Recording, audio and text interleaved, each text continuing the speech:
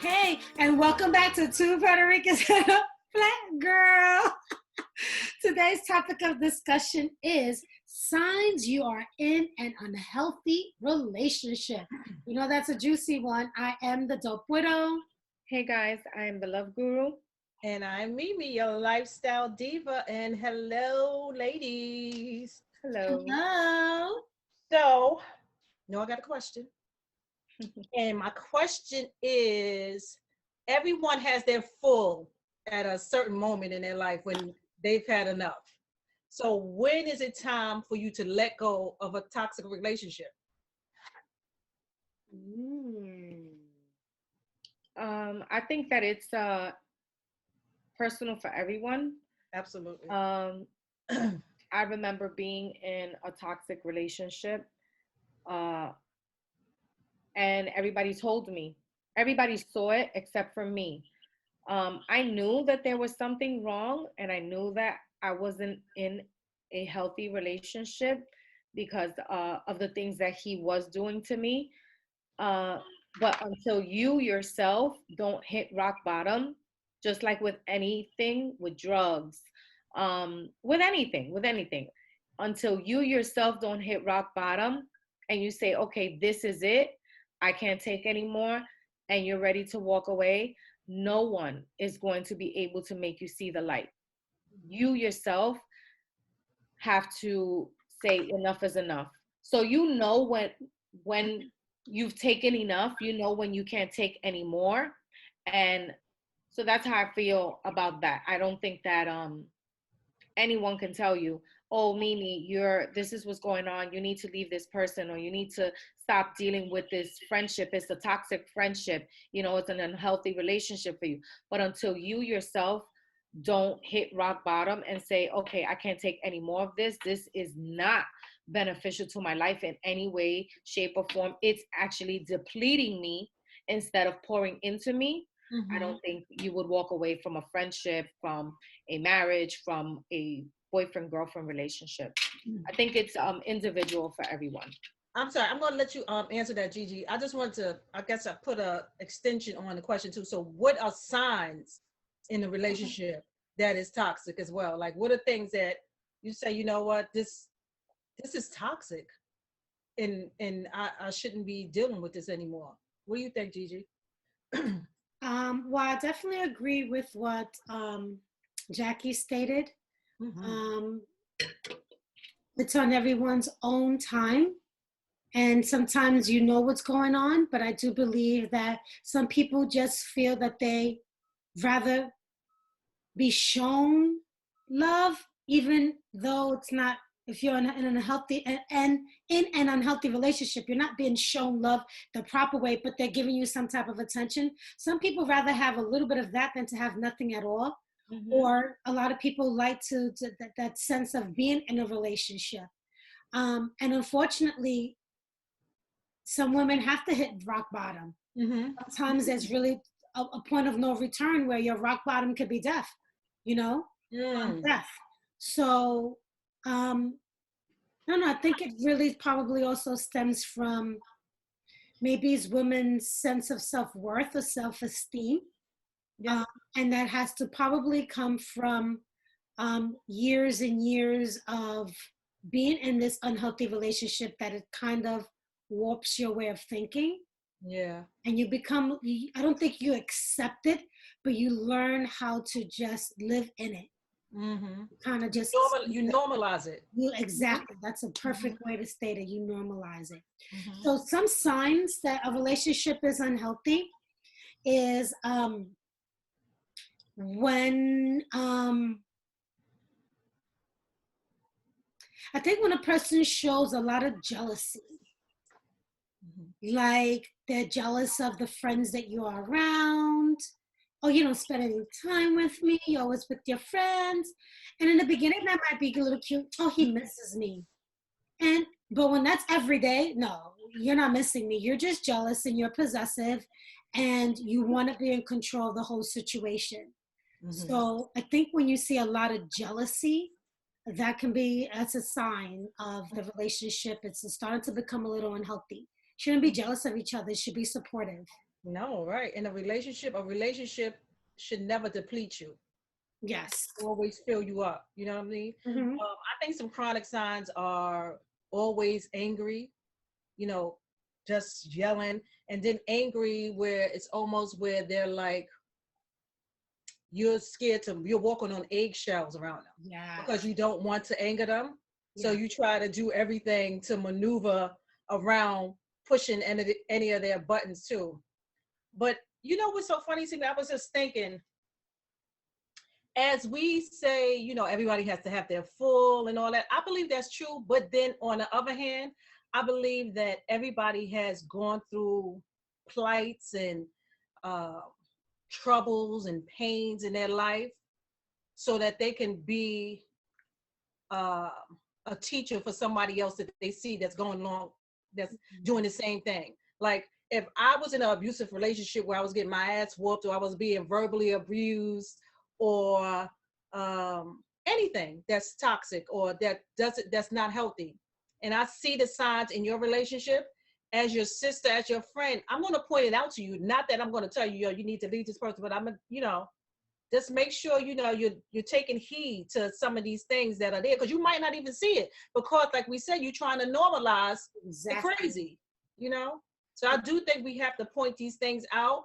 but then you have to let people, they have to do it at their own time. But it is definitely, we walk the journey sometime so that we can give the testimony, and the testimony is sometimes so we can relinquish it to the people that we see going through some craziness. Mm-hmm. Mm-hmm. Another sign for me of an unhealthy relationship is the monitoring. Like when he's monitoring or she's monitoring everywhere you go, like you have to like report, like, you can't just go about your day normally. Right. Like just say, I have a busy day, and, you can discuss with your partner where you're going and what you're doing. But the point that I'm trying to make is, okay, you leave home and I'm leaving. Oh, I arrived. Oh, I handle my business. Oh, I'm leaving. Oh, I'm on my way home. Like it's like a constant checking in. That's like that's the crazy. ultimate control factor. Yeah. And that is definitely a red flag for me. I had somebody like that, like in the beginning, and I didn't even pick up on it because, like you guys were saying, I was like, oh, I haven't been in a relationship in a long time, so I'm not certain how to move. People should be moving in a relationship, so maybe this is something that people do. Maybe I'm going to the store and I need to say, oh, I'm going to the store. Oh, I'm going to get my feet done. Like that's not normal for you to have to every step that you make it. I mean, if you're going to be away from your significant other for a minute, like, and I think it's levels to that as well. Like if you live with someone or you're married to someone, then there's a little bit more checking in. Exactly. Because you guys are more connected. But that constant no, you have to pick up on those signs early and either discuss them, because maybe they don't know they're doing that. Exactly. Like you have to give people the benefit of the doubt. Like maybe this is how they behaved in other relationships, and now they just bringing it over. And so now you need to set boundaries and things for your relationship and point it out. But once you point something out and it just constantly keeps happening, then you got to be like, yo, this is not good. That is a problem. That's crazy. That is crazy. And I agree with you, ladies. I mean, I don't mind I'm going out, I got here. And then when you get home, I got home. Right. Because, if the person, if you're in a relationship, they generally want to know you arrived to your destinations. Yeah, they genuinely worried or care about you and making sure that you're safe. Yes. In that sense, I understand. But that's not a constant, I just finished here. Now I'm moving over here. I just put my left hand up. Oh, now I'm putting it down. Like that is extreme. And that connects with the anger too. It's like, and when you don't do it, like that's what I was receiving from it, was like, oh, I'm so sorry. I forgot that, I just wanted to run downstairs and go get my feet done. Oh, you didn't tell me. Like, what do I need to tell you? Like and the constant foot is making you like a little jittery. Like you constantly on your toes, like, oh shit, I forgot to tell him that. Yes. Yes. Cool. You don't need to know every freaking. No, let me tell you, that puts a huge stress on you. It makes you, give you anxiety. It does something to you, because then you're like, oh my God, he's gonna be upset that I didn't check in and tell him, oh, that I went to go get my feet done real quick, or that I left from this spot and because it was crowded and I went to another spot. He's gonna be like, oh my God, so you told me you were going to this spot. Why are you over here in this spot? Like that, it gives you severe anxiety. Yeah. I mean, if it's your husband, oh baby, I'm leaving out, you know, somebody you're living with, I'm leaving out, I'm gonna get my toes done. That's different. Like Michelle stated, there's different levels. But if we're just dating, I don't need to tell you every single time I left the house. Okay, I left the house, I'm throwing away the garbage. Okay, I'm back in the house. Okay, I'm coming back. With your husband, if I'm going somewhere, I mean, I'm going to tell my husband, you know, when I'm making moves, because that's my husband, I'm going to give him that courtesy. But not every. I'm not going to tell, no, I mean, I'm not going to tell him, I'm telling him I'm going out, oh, babe, I'm going out to run some errands and I'll probably go get my feet done or whatever. Exactly. But if the place that I'm going to get my feet done is crowded, I'm not calling him back to tell him I'm going to another salon. Like, that is totally crazy. And the fact that we as women sometimes feel like, oh, I'm at a certain age, I want to be in a relationship. Oh, you know, I want the company of a man. We normalize this bullshit and it's crazy. We entertain it. We entertain it because, you know, we don't want to be alone. Right. You know, the fear of loneliness. And just like Gigi said, maybe we're dealing with that low self-esteem and or not even the low self-esteem, that we'd rather be loved than not loved at all. We would just rather have just that little piece of love, someone giving us that attention, someone giving us some type of love, than not having any attention or any kind of love. Exactly. So I totally understand both sides, but that is a huge red flag for me. And you know, it just gives so much so with the state of mind that we in now that we saying this out loud, because it has so much to do with us.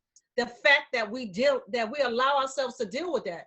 Like why would you even allow yourself to, you know, not check it when you see it happening and just, you know, just let it go, just let it keep going. So that's when, you know, you got to step back. After that relationship, I definitely took a step back and was like, okay, I need to be by myself and really say, okay, what am I contributing to relationships? What do I want out of a relationship? What am I going to tolerate our relationship? What am I giving to a relationship? Because I was like, it's no way in the world that I'm going to be just jumping through hoops like that with somebody. No. But at the end of the day, what does it add to the relationship? Right. It doesn't. It takes away. It's exhausting. It's mentally debilitating. It insults you as a woman. It's not adding anything to you or to the relationship. Right. It's literally taking away. It's exhausting. And it's lack on both sides. It's something that he's lacking. It's insecurity. It's insecurity on both ends. Because if he feels that he needs to check on you, he's not secure about who he is in the relationship, about what he brings to the relationship. That's why he needs to compensate by being this control freak. Because he knows that he's lacking in some area.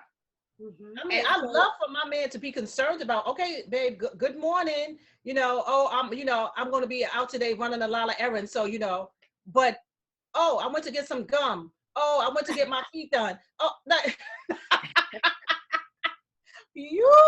was crazy. That's overwhelming. That's just like I'm checking in with my PO. Yeah, I know. It's a little bit too much. Oh, wow. The things that we put, you know, because I was at a point where I was like, okay, I'm at this age, I want to be in a relationship. I don't want to be dating and doing all that kind of stuff. So, you know, I'm going to try to put up with a little bit more. And no. I have another thing that I feel is part of an unhealthy relationship. When the person keeps a scorecard, so to speak, on things that you've done in the past. And so every time you guys have an argument or a disagreement, he goes back, he reverts back to what you've done and he brings it up in that argument, whether it has anything to do with that argument or not, but that he's keeping tally of the things that you're doing. That's what I mean by a scorecard. So let's say you like we were just talking about, you went out and you didn't tell him, and then this time you get into an argument like, oh, this is why I can't trust you, because you remember the last time you went to the nail place and it was crowded, and you went to the next one, you didn't tell me you went to the next one. So keeping a scorecard and bringing up your past errors into a relationship, into like the present day, I think that's a sign of an unhealthy relationship, because we don't have to do that. That's kind of like playing tit for tat. It is. And if you're constantly living in the past, you can't move forward in the present or go to the future. Oh, yes, I say that all the time. Stop living in the past. You need to live in the present and think about moving into the future. What was done yesterday, you cannot go back and change it. It already happened. You can change how you move forward and what you do in the future, but you can't change what happened yesterday. It already happened. Now you got to let it go, and now you got to work on towards being a better person or changing that behavior. But trying to control because you're now throwing in my face what I did yesterday or what I did last month, you think that's going to work? That's not going to help. Not at all. Go Go ahead. What is your take on that, Mimi? I agree, but I can see the other side of it too, because when it's something that's a little bit more extreme, like say you were in a relationship with somebody and they cheated on you, or they were having an affair or something like that, that's hard to not say, okay, I'm taking this person back. Now, when you say that you're going to take the person back, you have to realize that you say, I'm taking them back, but I have to move. Now, I can't keep bringing that up. Yes, so, absolutely. I said I'm going to take them back, but that shit is hard. It is hard. I'm not saying it's easy. Anything worth doing is hard, absolutely. But how is that going to help your relationship if you continuously bring up to him that he cheated on you? It's not, but I just wanted to point out that it's something that it's just like, when they do anything, your reaction is to go back to that. You know what I mean? Like, but you did this. You know what I'm saying? And then you got to give people a moment when they do forgive you. You got to give them a moment to take that in and get over that, and know that it is going to be brought up a little sometimes. Because no, I agree. We're human, and especially in that scenario where someone cheats, you're definitely gonna go back to, but did you forget that you cheated? Like, right. Yes, we're gonna go back to that. But like you also stated, when we say we're gonna take them back and we say we're gonna forgive, we gotta remember that we need to move forward, because moving back is not gonna help us. It's not gonna be beneficial to either of us or to the relationship. Yeah, it's actually gonna hinder. Imagine, you know how it is when somebody constantly is bringing something, oh, Michelle, oh, Mimi, you did this. You'll be like, well, then you know what? I'm not doing it anymore, but let me go back and do it because you keep throwing it in my face. Right. So let me ask you guys this question. Do you think that's really a sign of an unhealthy relationship? I think we all look at it a little differently. I think yes, if I've done something and they constantly throw it in my face, yes, it's signs of an unhealthy relationship. Okay. I think so. If they can move forward from it. Like ego, it could be like a hurt feeling. It doesn't. I don't know. Yeah, I would say, I don't know if it's a sign of an unhealthy relationship, but I can definitely say it's a sign that you guys may not be able to make it through that. Like, if you can't get over it, like some people just can't get over that. Like, that's it's true. Get over something that someone cheated. That's very some people can't get over that, especially if you were married or something like that. Sometimes when you're just boyfriend and girlfriend, it's a little different. But when you married to somebody, it's like, that's something. Maybe it's not an unhealthy relationship, but it's a sign of an unhealthy situation in your relationship where they constantly pointing the finger at you. I think that's a sign of an unhealthy situation in your relationship. If I could change my words around. Yeah, blaming you for something constantly. Yes. You are the person who's always at fault. Yes. You never do anything wrong. You're the blame for this and you're the blame for that. And that's definitely a sign. So if it's constant blame, I think that's a sign too, because it's like, yo, you're perfect and What's up? Hello. Yes, they never take another sign of an unhealthy situation is never taking accountability for the things that you do, but pointing the finger at someone else about everything that they do wrong. But you're Mr. and Mrs. Perfect. Yes. Like you never do anything wrong. You're always right. And everything is my fault, my fault, my fault. I think when it gets to that point in a relationship, especially when you guys experience a lot of heartbreak and a lot of infidelity in a relationship, I think when that keeps happening, I just think that the relationship is over sometimes. Like sometimes it's no repair to that, because that you can see that that's going to be something that's going to be constantly brought back up. If you keep bringing it up, you're not going to get over that fact that this person cheated, because you know what I mean?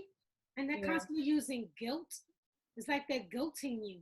Yes. That's not a sustainable relationship. And you know who? That's painful for. That's like somebody that's sticking you with a knife all the time. Like keep pointing that out to you that you did this. Yes, you have a sore. You have an open sore, and they keep pouring salt. It's healing, and then all of a sudden they pour salt on the wound again, and now it's open back up. It starts to heal, and they pour salt back on the wound. Like they never allow it to heal. So how are you supposed to get past that and be better together? Sometimes you can't. Sometimes you can't. You just gotta heal. You gotta be without them, because you can't keep taking yourself, through that. But then on the other hand too, I think not just with cheating. Now to speak about something else, if you were with someone and there were things that were left unresolved, maybe you guys were in a place where you weren't together, but you weren't supposed to be together at that time or something like that. You know what I mean? And now your paths are crossed again. And, I think if it was some issues, like you can't keep hopping on the past. If we're in the present, we got to move in the present. But it's some things that you have to say, okay, why did this happen? So we don't revisit them again. Because when you left something, just a big open space, it's like, why did that happen? I just want to know so that I don't do that again. Because I feel like you don't address it. Yeah, everything definitely needs a discussion. And I think I'm not a person that needs closure. I know a lot of people do need closure. But I think in certain situations, we need to close it out.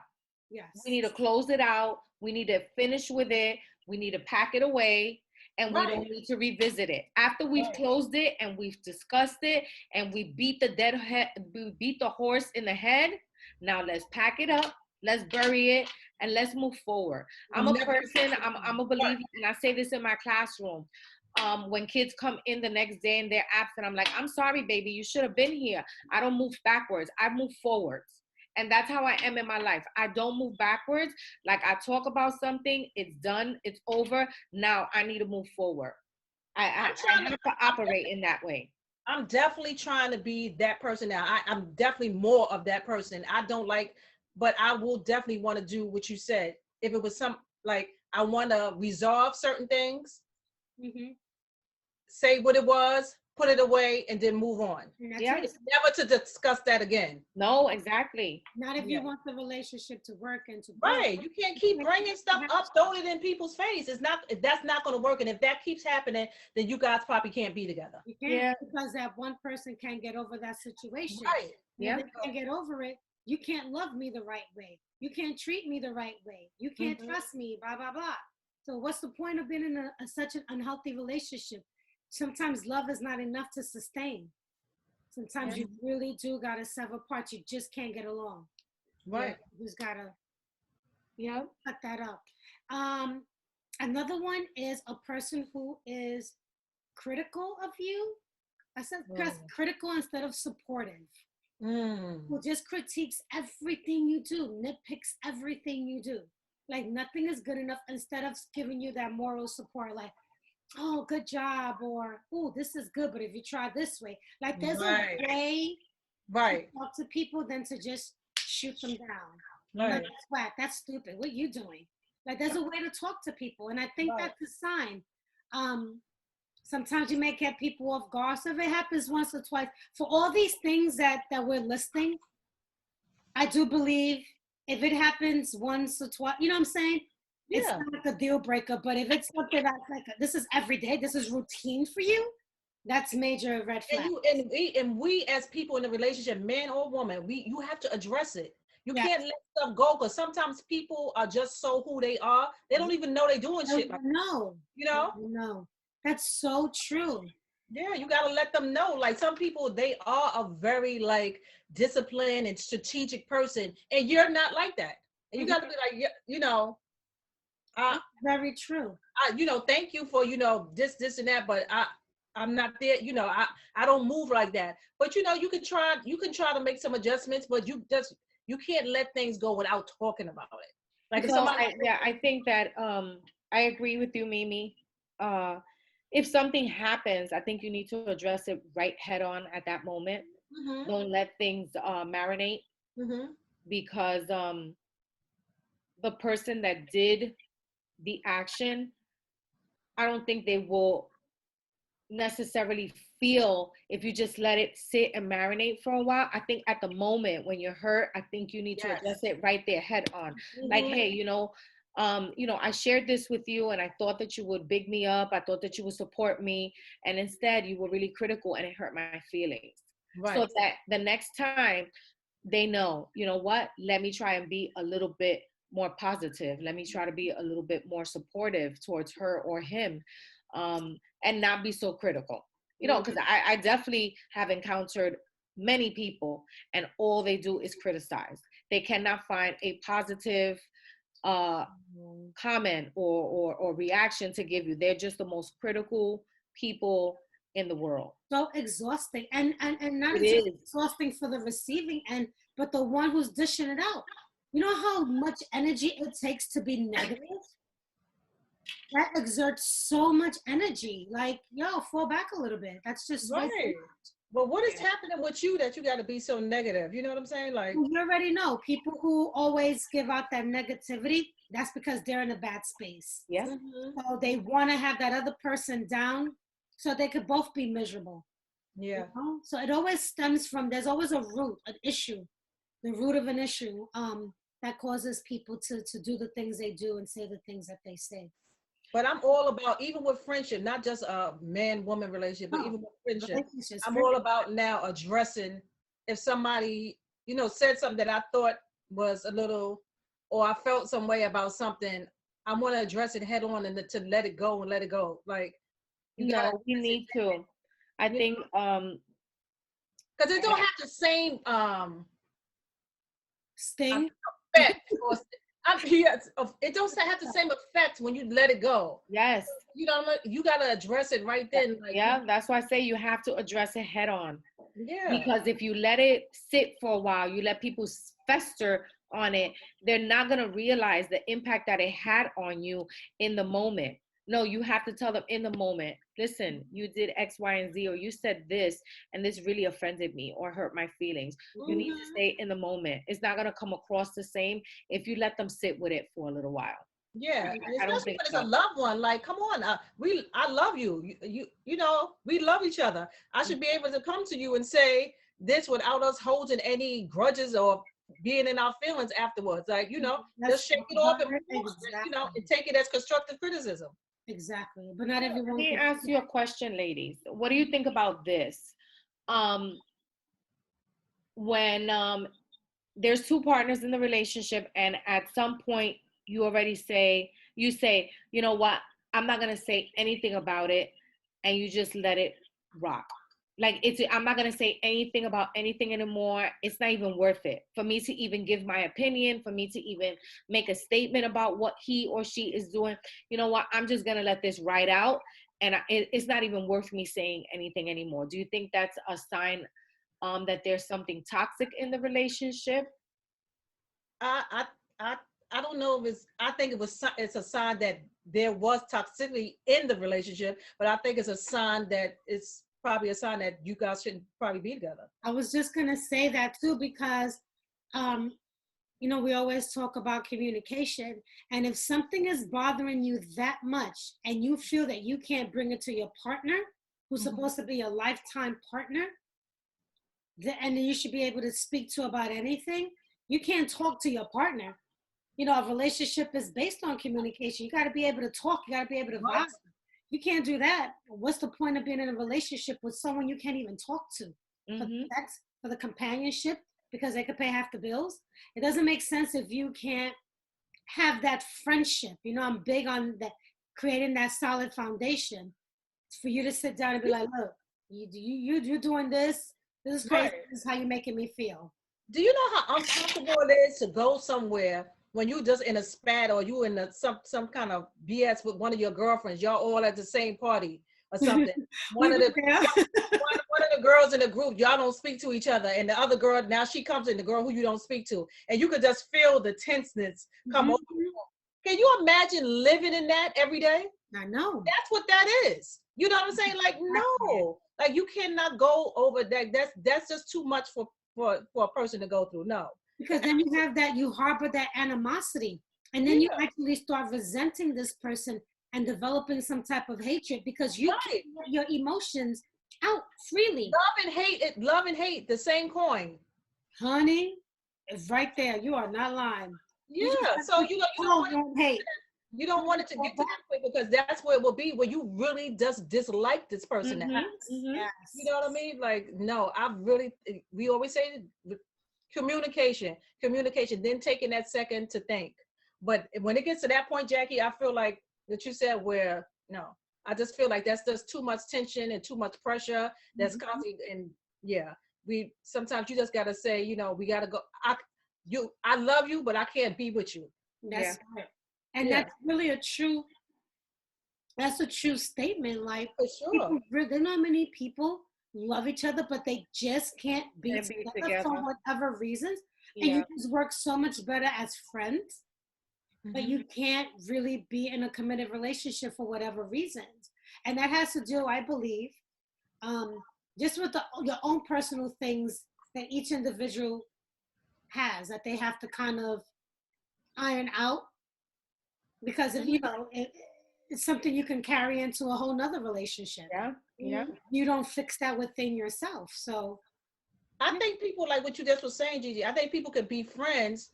They probably can become the best of friends if they get out of that, because the fact that all of these things happen in the relationship, like it was cheating, there was yelling, there was screaming, there was all these kind of toxic things in the relationship. So the relationship couldn't work.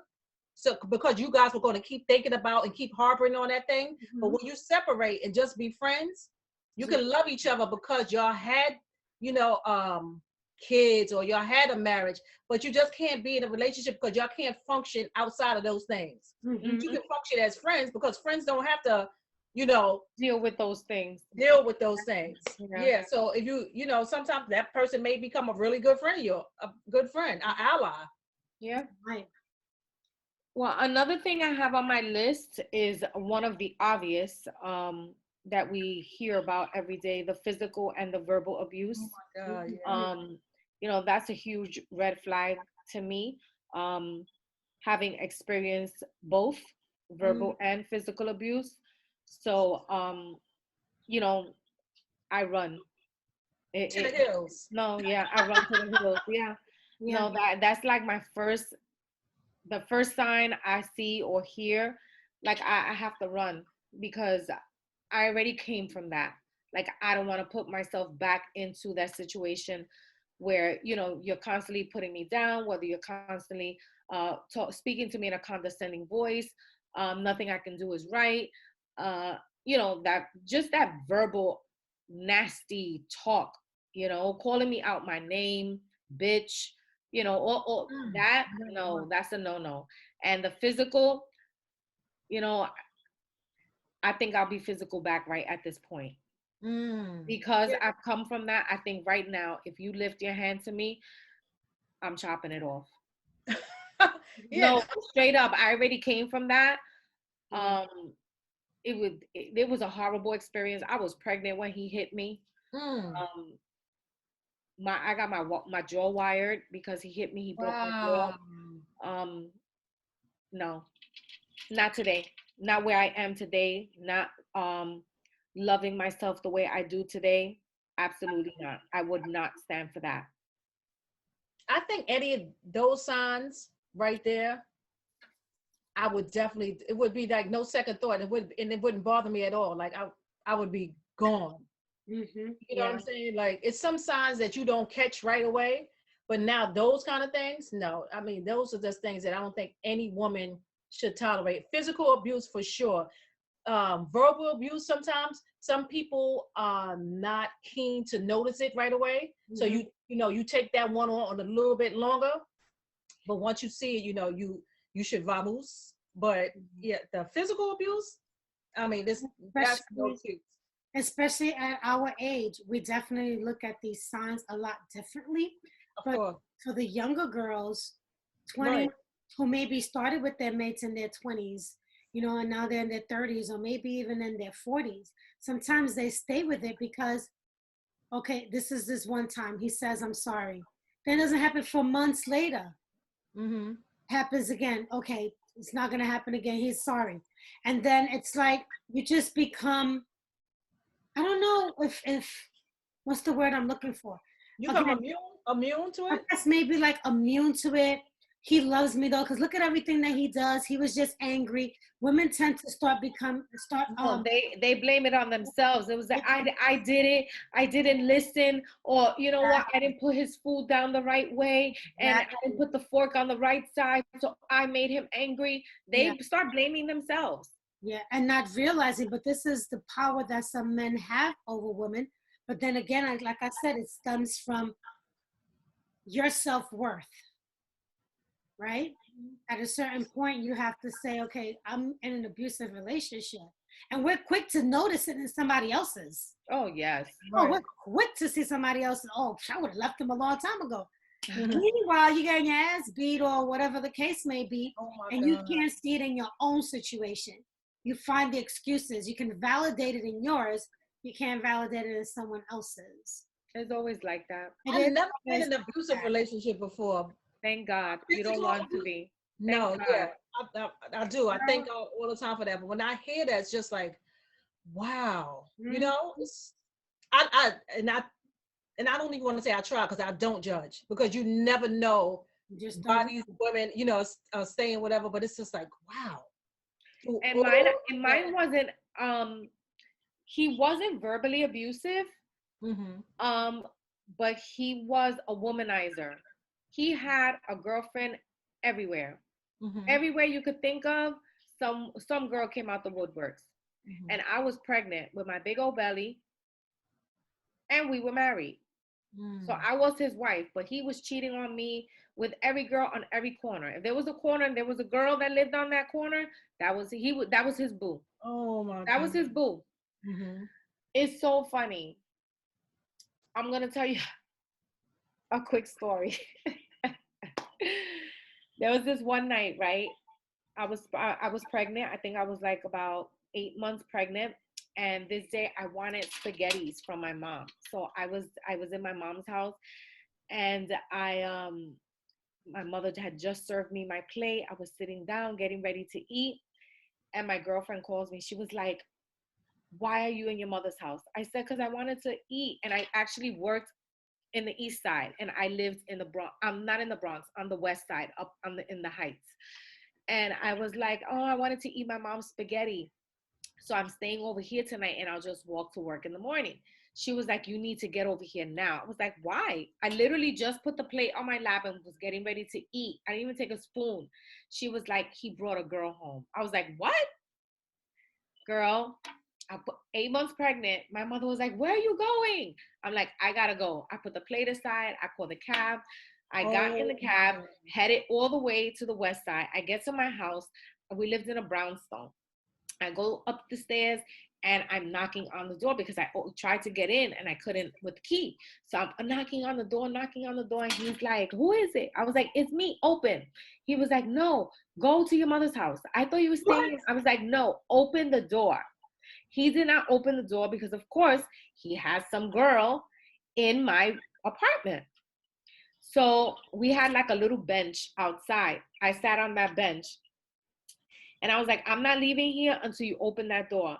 You know that he inside, because he knew that I knew there was a girl in there. Inside, he was telling her that I was crazy, that like I had mental issues, that's why I was yelling and screaming and banging on the door.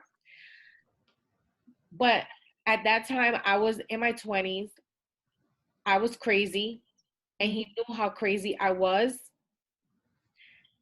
You know what he did to get her out of the apartment? Because this was part of my toxic relationship. The cheating was part of my toxic relationship. He threw her out the window. What? We lived on the second floor of a brownstone. Let me finish my popcorn. Wait, you had a fire escape? No, I lived on the second floor. There was no fire escape, but it had snowed like the previous night. So it was, the back was like the garbage, and there was a lot of snow. He threw her. Well, he didn't throw her, but she probably jumped out the window. Yes, jumped out the window. No, I wouldn't have. She did, because she knew that if she came out that house, belly and all, I was going to wax that ass. And he knew.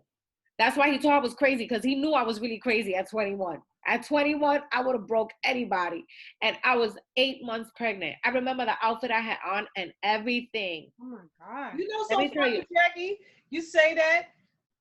That just brings me to a point when men are cheating, or they with somebody else, or whatever they're doing, and we get mad at the woman, but you don't know what the hell this man is telling that woman. You know, it's funny you say that, because that day, she was like, no, not me. I would never, this and that. That was the same girl that was in my apartment that evening.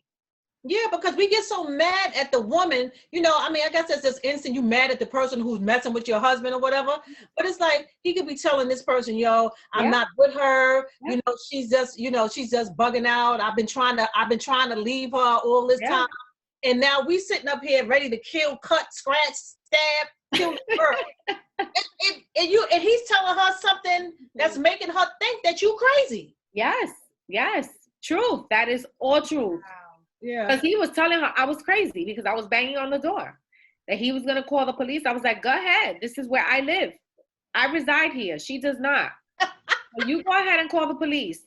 Who they going to believe? A pregnant woman? Right. Or they're going to believe you? No. Yeah. And let me tell you something. I knew he wasn't going to call the police because he was a mega drug dealer. And I was like, okay, you go ahead and call the cops. Let's see who's going to be in trouble, me or you. Right. Go ahead and call the cops, boo. That's why at the end of the day, ladies, we just have to really be secure in ourselves, love ourselves, so that when we do get with somebody else, you know, we're not living just for them. You know what I'm saying? But at 21, I wasn't even in that mind. I wasn't even in that mind. I didn't even know about loving myself. Yeah. I didn't know about healing. I didn't know about any of the things that I know about women empowerment now. I didn't know about being inspired by other women. I didn't know about that. Like, I wasn't even thinking about that. Mm-hmm. You know, I met this guy, you know, he showed me some attention. He was a drug dealer.